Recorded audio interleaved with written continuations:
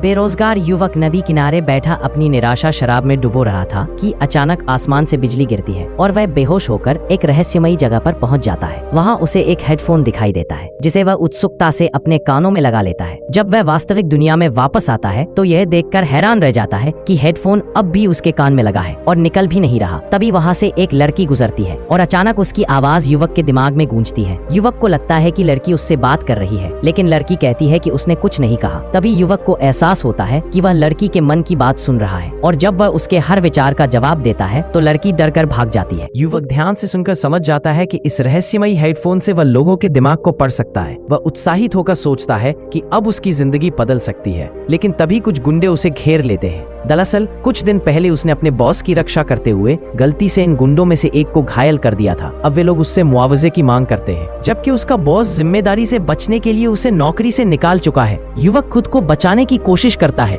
लेकिन एक बार से वह लगभग बेहोश हो जाता है। आखिरकार युवक 3 दिनों के अंदर पैसे देने का वादा कर देता है, लेकिन उसके पास न नौकरी है न पैसा। ऐसे में उसे समझ आता है कि अब उसकी जिंदगी बदलने का एकमात्र तरीका यही है, इस जादुई हेडफोन का इस्तेमाल करके लोगों के मन पढ़ना और उसी से अपनी किस्मत बनाना। अब सवाल यह है कि क्या वो सिर्फ 3 दिनों में इस शक्ति का सही उपयोग करके अपनी जिंदगी बचा पाएगा या फिर सब कुछ खत्म हो जाएगा।